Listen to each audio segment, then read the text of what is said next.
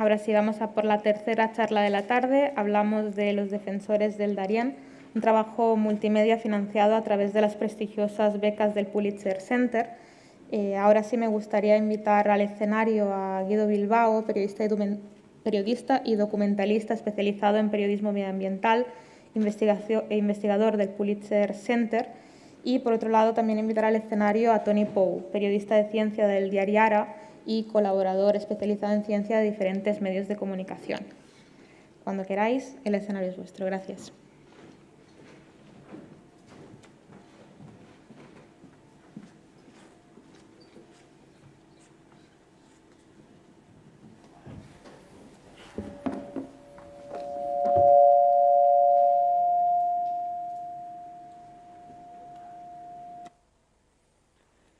Bueno, buenas tardes y empezamos esta tercera conversación de la tarde, en este caso con el reportaje Los defensores del Darién, que bueno, es un reportaje que retrata la lucha de una comunidad indígena de Panamá para proteger la zona donde viven de los intereses de, sobre todo, la industria maderera, ¿no?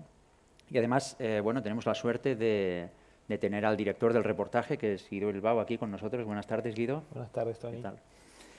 Bueno, hay muchos reportajes, ¿no?, sobre esta temática, sobre la lucha de los pueblos indígenas, ¿no?, por defender su territorio, su estilo de vida, ¿no?, en definitiva, su subsistencia.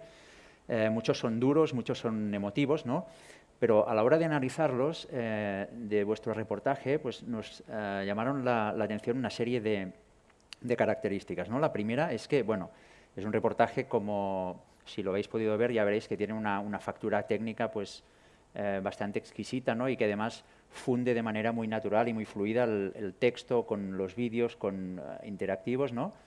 Pero además, este reportaje creo que tiene la virtud de contar una gran historia, ¿no?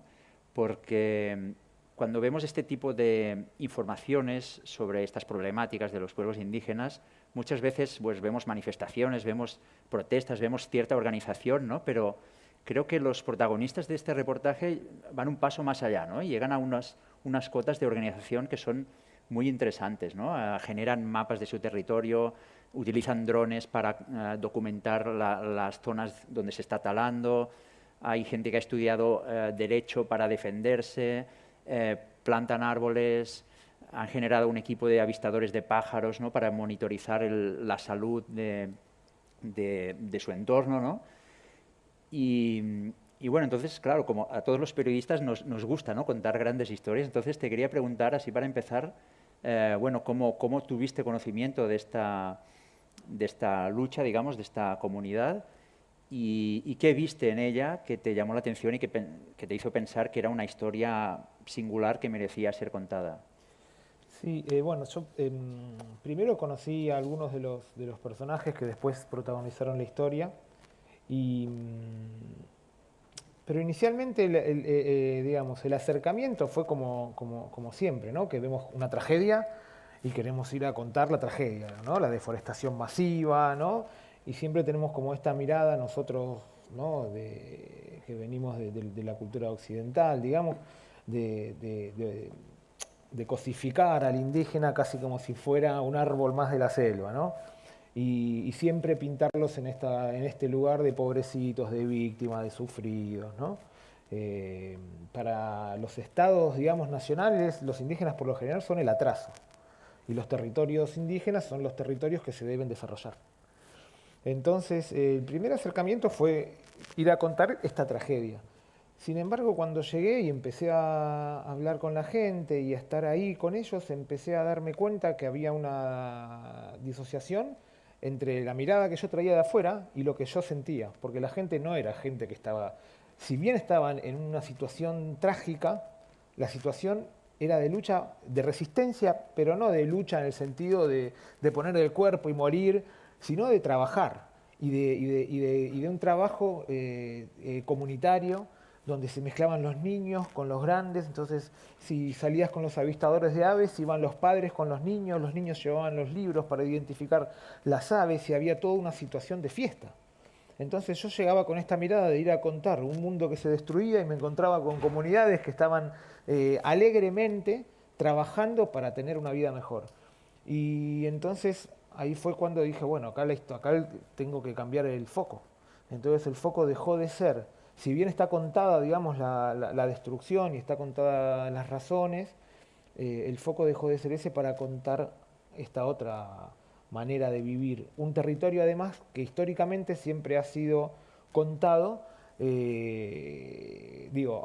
Este año en los premios Pulitzer ganó una chica que contaba otra vez, ¿no? Esta selva peligrosísima donde hay narcotraficantes, guerrilla, traficantes de madera, minería ilegal, migración, tráfico de personas, de armas, o sea, en un lugar donde es el único lugar en todo el continente americano donde la carretera panamericana se interrumpe, por eso se llama el tapón del Darién.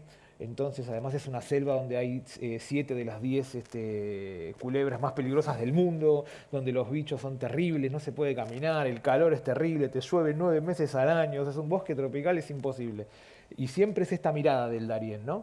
Entonces me parecía que cuando uno va al territorio y se encuentra con la gente, las culebras siguen estando y todo, pero hay otra sensación y queríamos contar también dentro de la tragedia ambiental una alegría y una resistencia desde la experiencia comunitaria. Y justamente esto que contáis me hace pensar en una conversación que tuve hace poco, no sé si conocéis a un actor y dramaturgo que se llama Simon McBurney, que ha salido en películas bastante famosas, Misión Imposible y tal, ¿no? Tuve la suerte de hablar con él hace poco y él tiene un espectáculo ahora que es muy interesante, que se llama The Encounter, que está basado en una experiencia que tuvo en la selva amazónica. Estuve viviendo ahí unos meses con una comunidad de allí, ¿no? Y una anécdota que contaba es que a veces les preguntaba a personas de la comunidad dónde estaba su conciencia, ¿no? Y esto es un ejercicio que hacía con sus alumnos de arte dramático, y normalmente la gente dice que la conciencia está en la cabeza, ¿no? Detrás de los ojos o en el pecho, pero siempre en algún sitio dentro del cuerpo, ¿no? Entonces, cuando les preguntó esto a esta gente, todos les señalaban la selva. Entonces él al principio pensaba que había habido un error en la traducción o algo así, ¿no? Que no le habían entendido bien, pero al final se dio cuenta de que el que no lo había entendido bien era él. O sea, ellos estaban diciendo que su conciencia estaba en la selva, porque ellos, de alguna manera, se consideran parte de la selva, ¿no? Forman parte, son la selva, de hecho, ¿no? Sí. Y yo creo que en los defensores del Darién también se capta muy bien esta visión que a veces nos cuesta un poco ver desde fuera, ¿no? Y sobre todo cuando hay uno de los protagonistas, que es Carlos Dobiaza, que es el piloto de dron, que dice que la riqueza no es lo que se extrae del bosque, sino lo que se vive en él, ¿no? Entonces, claro, para captar esto, que es muy sutil pero a la vez muy profundo, realmente hay que ir allí, hay que hablar con la gente, ¿no? Hay que dedicar mucho tiempo a empaparse de ese ambiente si se necesitan recursos, ¿no? Entonces, sí. Aquí en Precientex estudiamos el periodismo de excelencia y es evidente que para hacerlo hacen falta recursos, ¿no? Me gustaría que nos contaras un poquito con qué contasteis para hacer el reportaje, ¿no? Cuánta gente estuvo involucrada, cuántos viajes se hicieron y, en definitiva, bueno, qué presupuesto. Vosotros tuvisteis la ayuda del Pulitzer Center, que es una institución que financia proyectos periodísticos sobre temas que no están tratados o están poco tratados en los medios tradicionales, ¿no? Pero no sé si puedes entrar un poco en detalle de con qué medios contasteis para realizar este reportaje. Sí, bueno, formamos un equipo seríamos como 7, 8 personas, que cada cual tenía su fortaleza, digamos, ¿no? Entonces, en términos de investigación, conocí en Panamá un viejito, que para el periodismo es una persona, digamos, descartada, que no tiene trabajo, pero que el hombre sabía moverse muy bien dentro de las instituciones panameñas, sobre todo dentro de los registros de la propiedad de la tierra.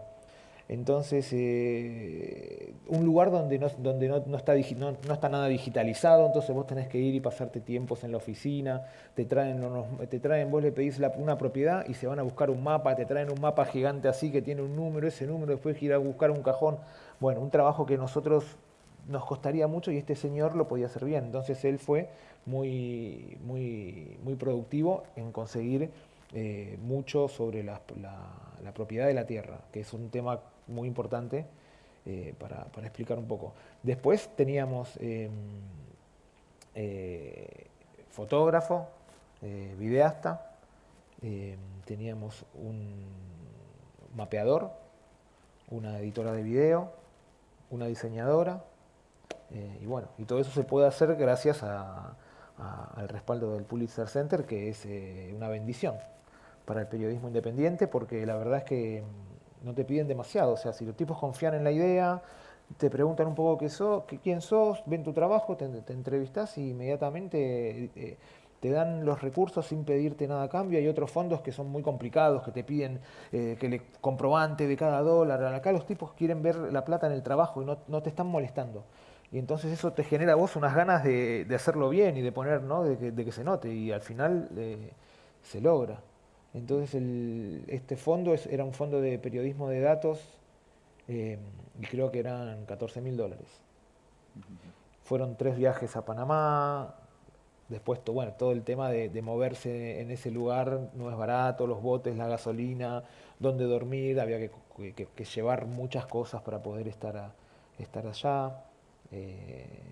Bueno, fueron como 6 meses de trabajo y 3 viajes, estuvimos como 3 meses en el campo, fue bonito. Ujú. Hablabas de los datos justamente, y es otro de los elementos interesantes que hay en el reportaje. Hablabas ya has explicado cómo conseguisteis los datos sobre la propiedad de la tierra y las peticiones que se hacen para que se concedan estas propiedades, ¿no?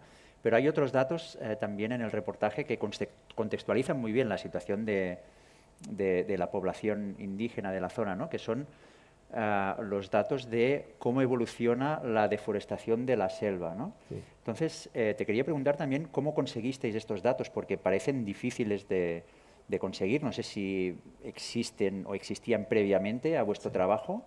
O, No, porque, claro, me encantaría decir que soy un investigador brillante y que revolví cielo y tierra hasta que vi con eso, pero la verdad es que la Universidad de Michigan tiene todo online. Entonces, desde el 2009 al 2018. Pero vos ellos tienen como un observatorio global de bosques tropicales. Entonces vos entrás ahí y empezás a ver. Es muy interesante cuando logramos ver eso. Bueno, obviamente se ve muy clara el avance de la deforestación. O sea, cuando vos ves los mapas, hoy lo decía Javier, el tema de cuando vos visualizás la información, no, las palabras como que ya no son tan importantes y el efecto que genera en el lector es mucho más profundo. En este caso, con los mapas pasa una cosa que es muy increíble. Cuando vos haces esa evolución y ves cómo va creciendo la deforestación y vos analizás la propiedad de la tierra, te das cuenta que las tierras que son legalmente propiedad indígena no tienen ese grado de deforestación. Con lo cual es muy fácil concluir que la respuesta a la deforestación es legalizar la tierra a las comunidades indígenas. En Panamá, por ejemplo, creo que del 100% de bosques primarios que quedan, el 60% está en territorio indígena y el territorio indígena legal solamente es el 10%. Con lo cual es evidente. Ahora bien, ¿cuáles son las respuestas de los estados? Hacer parques nacionales. Y hacer parques nacionales sin dotarlos de los elementos de control. Con lo cual es legislación que en apariencia es para defender el bosque, pero que genera las estructuras que después permiten y habilitan los saqueos.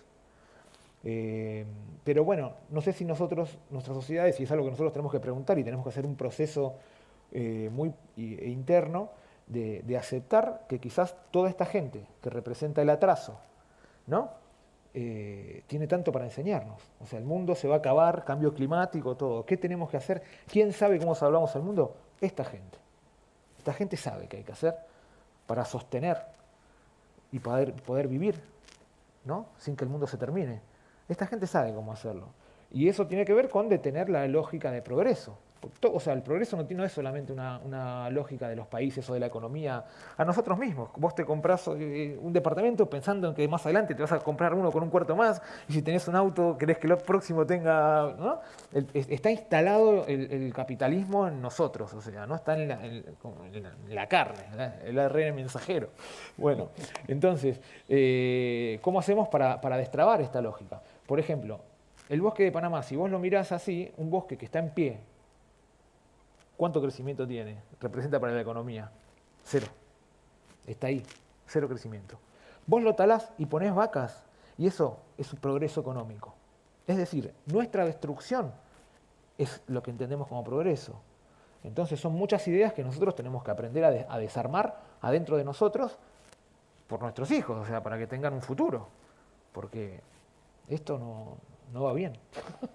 Sí, además, justamente relacionado con esto que dices, el otro día leía una serie de artículos científicos que constatan que las áreas de selva gestionadas por pueblos indígenas tienen más biodiversidad que los parques nacionales. Claro. ¿No? O sea, es una cosa bastante curiosa, ¿no? Porque ahí se gastan muchos millones en estos parques, etcétera, etcétera.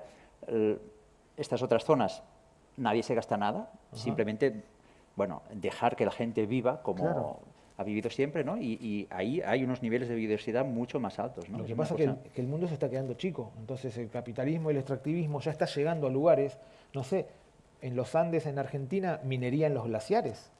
O sea, entendemos, minería en los glaciares, o sea, el mundo se terminó, digamos, lo que está pasando en la Amazonía, o sea, los incendios están sembrando ya en lugares que... Y bueno, pero ¿y nosotros qué podemos hacer? Bueno, tratar de contarlo y tratar de, no solamente de contar la tragedia, sino contar que hay caminos y hay formas de revertir, no sé si revertir la situación, pero de parar y de aceptar que esta gente tiene tanto para enseñarnos, aunque sigamos pensando que es solamente gente o que sufre o que puede hacernos artesanías. Mira, justamente te iba a preguntar por esto, ¿no? ¿Qué podemos hacer, ¿no? Para contarlo? Ya apuntas una solución, ¿no? Pero preparando esta conversación también me venía a la cabeza un libro de Martín Caparrós que se llama El hambre, que es un libro muy recomendable, muy impresionante también, y en el cual habla del el problema de que millones de personas en el mundo pasan hambre, ¿no? Y él allí constata con sorpresa, ¿no?, que esto es un problema que conocemos desde hace décadas y que sigue existiendo, ¿no?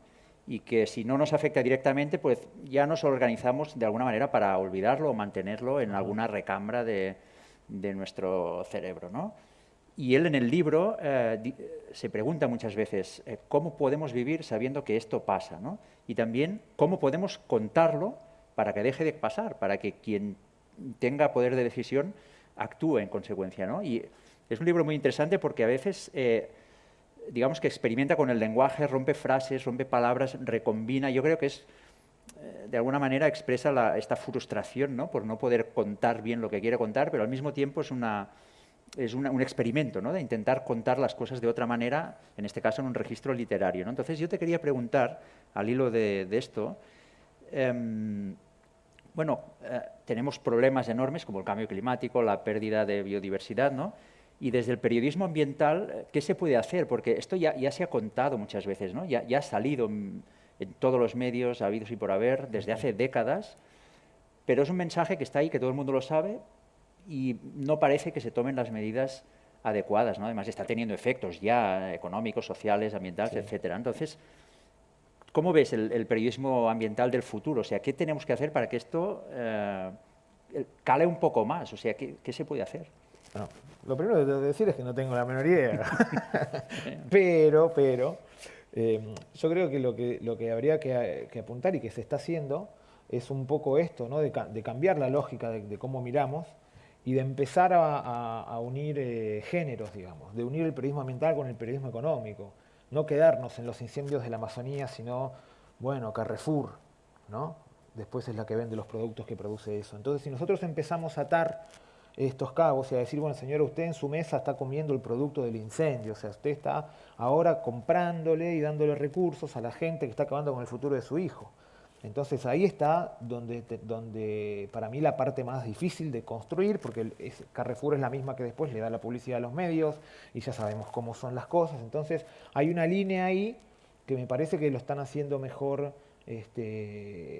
digamos, los activistas. Ahora, por ejemplo, Greenpeace con la nueva campaña sobre las exploraciones en el Ártico, ¿no?, que tú eres un buen conocedor, y bueno, y todo lo que está haciendo ahora Greenpeace con el tema de decir no way Norway, ¿no? O sea, paren de explorar, no necesitamos más fósiles, ¿no? Es como Canadá, por ejemplo. Vos lo tenés al primer ministro de Canadá, encantador. ¿Quién no quisiera tener esa pinta, ¿no? Tipo simpático, joven, ¿no? Y entonces se vende así. Entonces, y comparado Canadá con Estados Unidos, Canadá es como, ¿no? Una cosa muy sofisticada, ¿viste? Mientras en Estados Unidos tenías a Trump. Y bueno, y Canadá tiene todas las mineras de todos los Andes. O sea, Canadá está metiendo cianuro en todos los ríos de Latinoamérica, Canadá está destruyendo comunidades, están persiguiendo activistas, o sea, y todo con la banderita tan bonita del trébol ahí, entre rojo y blanco. Entonces, tenemos que empezar a cambiar un poquito estos lugares que parecen tan sólidos, ¿no?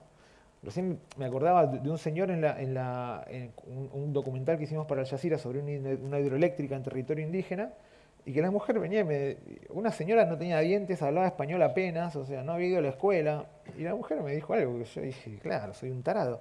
Me dijo, nosotros vivimos en este río hace por lo menos 800.000 años, me dice. Ahora me quieren poner una hidroeléctrica acá y dicen que me van a dar luz. Yo, sin luz, viví toda la vida. Sin agua no voy a poder vivir una semana. Pusieron la hidroeléctrica y toda esa comunidad desapareció porque terminó inundada. Pero entonces una señora, una lógica tan simple, y sin embargo nosotros creemos, no, la hidroeléctrica es energía limpia, ¿no? Y todos contentos, ¿no? Ahí como, entonces, bueno, tenemos que nosotros hacer el trabajo de limpiarnos, de decolonizar, de pensar con mayor profundidad. Lo que pasa es que eso pone en riesgo nuestro confort, ¿no? Otro señor en una comunidad, el gobierno les ofrecía las tierras. Le decía, ¿ustedes quieren las tierras? Bueno, yo te voy a dar. ¿Vos dónde vivís? Acá, te doy a vos tu casa y 1 hectárea. A vos tu casa y 1 hectárea. A vos tu casa y 1 hectárea. A vos te dicen eso, ¿dónde firmamos? El gobierno me va a regalar mi casa que no es mía y 1 hectárea. ¿Dónde firmo? Buenísimo, que viene el gobierno. Y los tipos dijeron no. Porque después nos compran de a uno. Esto es tierra comunitaria, así que nos titulan las 800 hectáreas a nombre de nadie, a nombre de la comunidad. Y ellos después tienen la manera de que cuando nace un niño se hace una casa allá y cuando ese niño muere, esa tierra no es del hijo, sino que sigue siendo tierra comunitaria. Entonces tenemos que nosotros ver de qué manera podemos incorporar algunas de estas cosas a nuestra manera de vivir. Es difícil, ¿no? Pero Es complicado. Y no tenemos más tiempo, pero has dicho una cosa que me parece muy interesante, ¿no? Que es que estas grandes empresas, ¿no? que en gran parte actúan en estas zonas para obtener beneficios económicos, luego también tienen una influencia muy grande en todos los ámbitos, incluidos los medios de comunicación, ¿no? Entonces aquí, bueno, tenemos que hacer una reflexión de cómo abordar esto, ¿no? Tal vez hace falta un sistema, unos canales más independientes, ¿no? Pero bueno, esto sería otro debate que ahora no tenemos tiempo de sí, bueno, es lo que decía la chica de Venezuela sobre la financiación sí, y lo que te ofrece Pulitzer Center. Y cuando Persientex empiece también a financiar investigaciones, que es lo que que es el próximo paso. Claro, pero es que es así, porque son estos los canales que le permitan a los periodistas, le garantizan la independencia. Y esta historia, la de la leche, ella no la podría haber hecho en un medio de Venezuela. Yo esta historia no sé si la podría haber hecho en un medio de Panamá sin el apoyo de Pulitzer Center, ¿no? Entonces, pero bueno, ese imaginación y fuerza. Muy bien. Bueno, gracias, Guido. No sé si hay alguna pregunta del público o a través de YouTube. Ahí hay una. Hay otra. ¿Hay preguntas? Vale, perfecto. Hola, ¿qué tal? Gracias y felicidades. Decías al principio que uno de los ingredientes, digamos, que hizo brillar el reportaje y que realmente lo comentó en excelente, es que al llegar a los reportajes es algo distinto a lo que te esperabas, con ese enfoque de cómo vivían.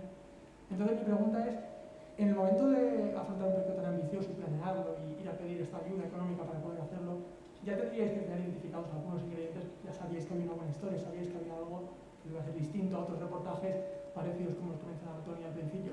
Entonces, ¿cómo os llega esta información de un sitio tan remoto para saber que aquí hay algo? ¿Qué sabíais antes de llegar? ¿Eran datos? ¿Eran anécdotas? ¿Qué historias teníais para saber que merecía la pena investigarlo, a pesar de que el enfoque luego fue distinto? Claro, o sea, el enfoque era inicialmente la deforestación, la madera, China como el actor principal en producir la deforestación, porque China cambió puso una normativa, hizo un ranking del palo de rosa, de una madera de lujo, digamos, para la industria de muebles de lujo de China, hicieron un ranking y entonces en Panamá descubrieron que había uno de los 3 mejores del mundo. Uno estaba en Asia, uno en África y en esta selva había un montón. Entonces empezaron a cortarlo. Entonces, bueno, estos elementos que yo tenía, más los mapas que había conseguido con la deforestación, eso fue lo que ofrecimos, contando además todo el mito oscuro del Darién, en este lugar donde el guerrillero, narcotráfico, bla, bla, bla. Y después, en el medio del proceso, esto va a cambiar. Y bueno, entonces ahí está la flexibilidad también de Pulitzer Center, de Mongabay, que también ellos fueron asociados, y que él también dijo, sí, está bien, nos gusta ese nuevo enfoque, nos gusta más. Bueno, buenísimo. Pero sí, o sea, hay que ponerse a escribir, porque escribir uno entiende lo que quiere contar. Entonces, las primeras versiones de este texto eran otras cosas, pero fue así que vos llegás a lo que querés decir. Y lo mismo da, o sea, yo a veces hago chistes con mi esposa diciendo, yo no soy periodista, yo escribo proyectos. ¿Qué haces? Yo escribo proyectos y algunos proyectos después avanzan. Un documental, alguno avanza, vos tenés varios. Y algunos llegan, no sabés cuál va a llegar. Pero bueno, hay que escribirlos. Porque si te quedás con la idea en la cabeza o no sé qué, tenés que escribir, ponerlos a prueba, empujarlos como pelotitas, ¿viste? Vas así, una se va quedando y bueno, y la olvidaste y seguiste con las que avanzaron. ¿Había otra pregunta, puede ser? Por tema de tiempo intentaremos ser un poco más rápidos. Okay. Un titular, como decimos los periodistas, a ver si podemos.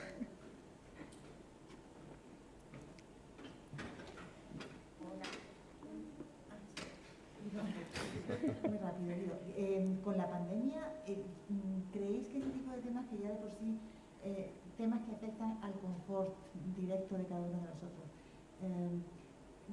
van a ser más difíciles de cubrir todavía para los periodistas porque tenemos tanto que nos afecta al confort inmediatamente, que el confort en la Amazonía o el confort en el Cuerno de África queda lejísimo? O sea, ¿este tipo de temas van a ser todavía más difíciles de cubrir en el panorama de ahora, post-pandemia? Yo creo que en lo inmediato, o sea, los fondos todavía están con temor de respaldar los viajes, hay como mucha cuestión de esto.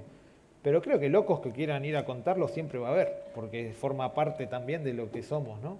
Entonces, yo no tengo miedo de que se deje de contar, sino que conseguir los recursos para hacerlo por ahí se está complicando ahora, momentáneamente. Pero bueno, confiemos en que más adelante no.